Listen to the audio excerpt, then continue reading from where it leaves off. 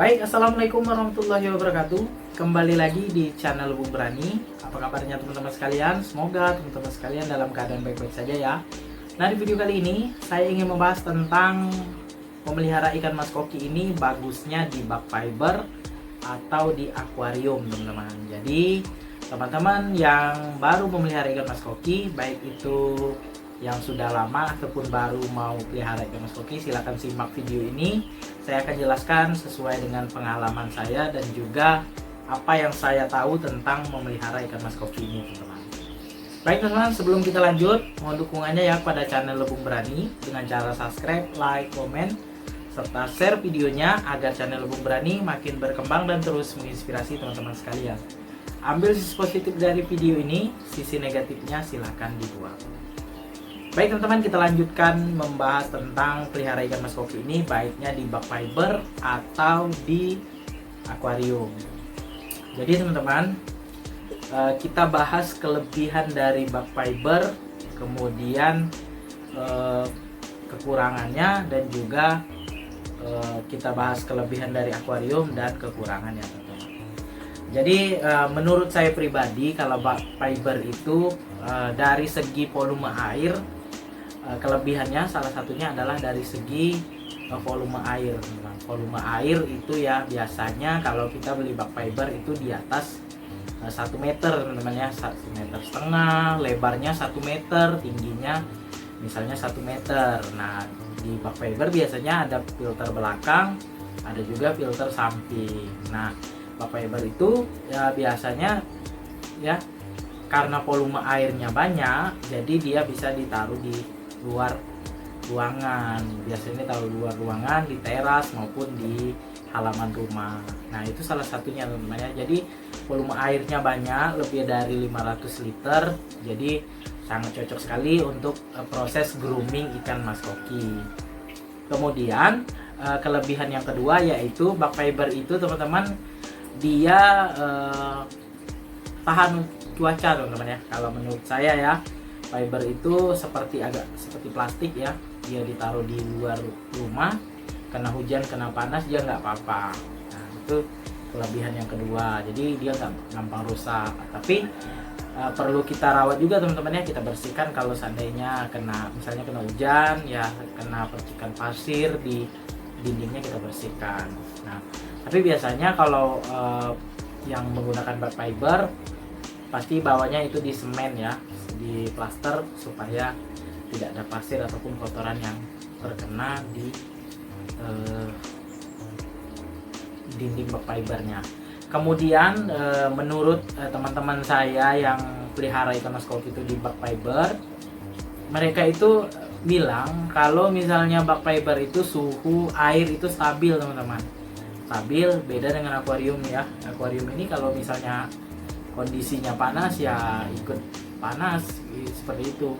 Nah, jadi kalau untuk bak fiber itu suhunya cukup stabil kalau teman-teman saya bilang.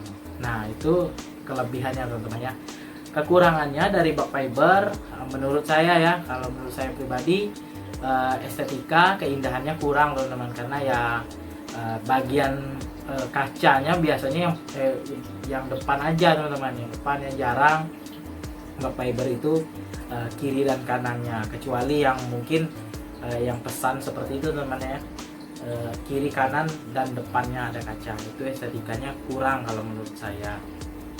Kemudian yang kedua itu bak fiber itu jarang ya ditaruh di dalam rumah, karena kalau di daerah-daerah rumah saya ini ya, maklum ya, rawan pencurian dan lain sebagainya, takutnya ya diganggu dan lain sebagainya, ikannya dicuri atau gimana ya, sulit. Jadi kebanyakan ikan dipelihara di dalam rumah seperti saya di akuarium. Nah, kalau bak fiber itu menurut saya sulit ya untuk dibawa ke dalam rumah karena ukurannya cukup besar, dan juga ditaruh di bawah, teman-teman. Kalaupun dibikinkan mejanya itu biasanya nggak terlalu tinggi, seperti ini kan 70 cm, teman-teman, jadi nggak bisa tinggi. Nah, itu salah satu kelebihannya dari bak fiber. Kemudian kita bahas akuarium, teman-teman. Nanti baru kita bahas mana sih yang terbaik pelihara ikan mas koki ini di fiber atau di akuarium. Nah, kemudian akuarium ya teman-teman, yang kita bahas. Akuarium itu kelebihannya satu, kita taruh di dalam rumah jadi hiasan. Contoh saya taruh di ruang tamu jadi hiasan di ruang tamu. Kemudian estetikanya kena bagus ya, karena dia kaca. Kemudian ditambah kita kasih list seperti ini ya, cantik bentuknya. Nah, untuk ukuran, kalau kelebihan ya, akuarium ini teman-teman ya, kalau misalnya untuk perawatannya cukup mudah ya, karena ya biasanya kalau akuarium ya top filter atas, kemudian pakai sump filter itu cukup, kita bikin aja sump filternya, nanti di bagian depannya itu stop keran ya, untuk membersihkan air akuariumnya, membersihkan air di chambernya itu teman-teman. Nah, kalau segi itu tadi teman-teman ya kelebihannya. Kemudian kekurangannya akuarium ini teman-teman, kalau misalnya kita paksa ditaruh di luar ruangan, misalnya di bawah sinar matahari, ya takutnya pecah teman-teman, khawatirnya pecah. Karena ini teman-teman, di luar, kondisi suhu di luar ya, contoh kita taruh di depan teras ya, nah dia terkena panas, di luar panas, kemudian di bagian dalamnya itu dingin teman-teman. Jadi antara dua tadi, suhu di luar panas, di dalam dingin, itu menyebabkan bisa kaca pecah. Makanya saya sarankan untuk teman-teman sekalian, kalau bikin akuarium ukuran di atas 1 meter, jangan menggunakan kaca bekas teman-teman ya. Tapi saya cuman ngasih tahu ya teman-teman ya, terserah teman-teman mau ikuti atau tidak. Karena ini saya berdasarkan pengalaman teman saya, dia bikin akuarium 150 cm dari kaca 12 mili bekas bongkaran. Mungkin kacanya ya sering kena panas ya, makanya kedinginan ya, dingin ya, suhunya berubah ya, jadi panas dingin, dan akhirnya ketika diisi air sekitar 3 bulanan, akuariumnya meledak teman-teman, tanpa sebab apapun ya. Bahkan dia menggunakan sump filter teman-teman, bukan menggunakan top filter. Jadi akuariumnya meledak teman-teman. Jadi itu sedikit tips untuk teman-teman kalau bikin akuarium dengan kaca bekas. Hati-hati ya, harus kita tahu kondisi kaca yang kita gunakan. Kalau kacanya banyak kejemur, hati-hati bisa meledak teman-teman. Itu banyak sekali terjadi di teman-teman kita yang coba bikin dari kaca bekas. Tapi kalau misalnya akuariumnya nggak terlalu besar, misalnya di 1 meter, mungkin masih aman teman-teman. Kalau di atas 1 meter, saya sarankan gunakan kaca baru aja teman-teman. Takutnya yang meledak, kita ruginya 2 kali. Nah, itu tadi segi kelebihan dari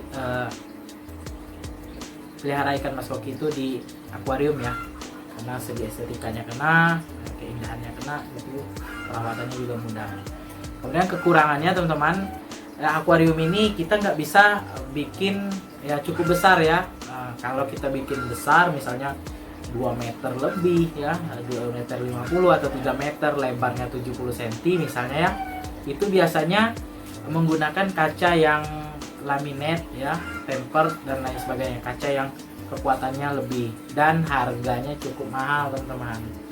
Jadi harganya cukup mahal ya. Kita mungkin untuk ukuran 150 cm kali 60 mungkin harganya mungkin udah di atas 5 juta teman-teman. Jadi budgetnya cukup besar. Jadi banyak teman-teman yang jarang ya bikin akuariumnya cukup besar. Jadi ya cuma sanggup sampai 150 sampai 2 meter lah ya, dengan kaca 10 mili ataupun 12 mili. Nah, itu tadi teman-teman ya. Nah, kita balik ke topik, mana yang terbaik pelihara di bak fiber atau di akuarium. Nah, sesuai dengan kemampuan teman-teman. Itu saja jawabannya. Karena kalau kita paksa teman-teman, tentu kita akan sulit untuk merawat ikan mas kokinya. Misal ya, teman-teman sanggup beli bak fiber, sanggup beli media filter. Media filternya tentu lebih banyak teman-teman kalau bak fiber yang ukuran 2 meter misalnya ya.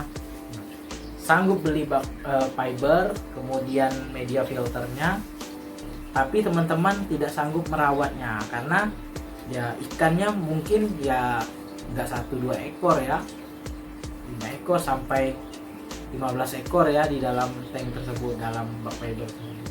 Nah, perawatannya membersihkan media filter ya, apalagi dia ditaruh di luar ruangan, bisa terpapar sinar matahari, media filternya bisa cepat kotor juga teman-teman, cepat berlumut ya. Nah, jadi perawatannya ekstra.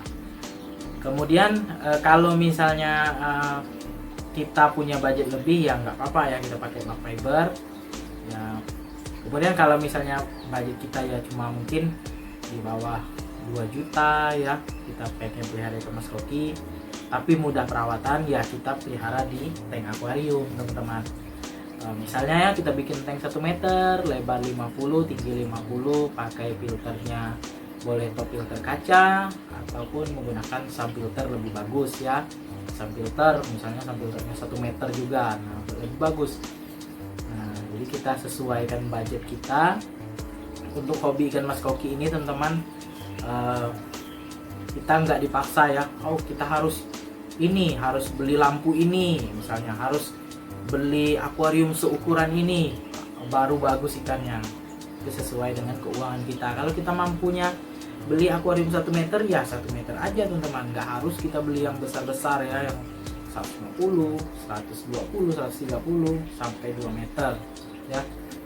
Kemudian kalau misalnya kita nggak mampu beli bak fiber seperti teman-teman kita yang mungkin ingin menikmati ikannya di luar rumah ya nggak apa-apa, kita pakai akuarium aja di luar rumah bisa, tapi diakali ya teman-teman ya.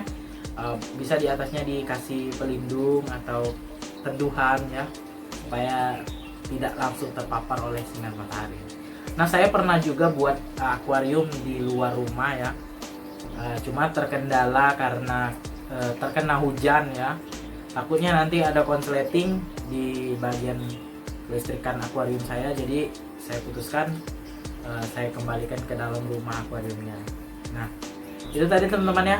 Kalau teman-teman mau coba pelihara ikan mas koki itu baik di bak fiber ataupun di di akuarium, sah-sah saja.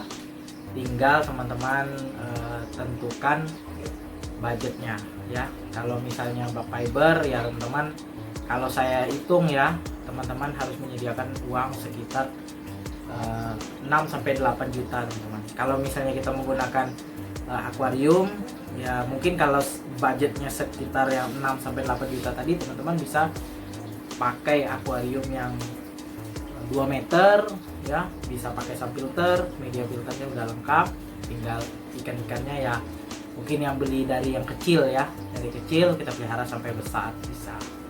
Nah, itu tadi teman-teman ya. Kalau teman-teman tanya mana yang terbaik, bak fiber atau akuarium, kalau saya sesuai budget aja. Jadi jangan kita meniru seseorang dari kemampuan dia, kita samakan dengan kemampuan kita, jangan teman-teman ya. Kita sesuaikan kemampuan kita. Kalau kita mampunya beli akuarium 60 cm ya nggak apa-apa, yang penting kita perawatannya harus bagus ya. Baik teman-teman, sekian dulu video dari saya mengenai mana sih yang terbaik pelihara ikan mas koki ini di akuarium ataupun bak fiber. Semoga bermanfaat untuk teman-teman sekalian. Jangan lupa dukung terus channel Lebung Berani dengan cara subscribe, like, komen, serta share videonya agar channel Lebung Berani makin berkembang dan terus menginspirasi teman-teman sekalian. Ambil sisi positif dari video ini, sisi negatifnya silakan dibuang.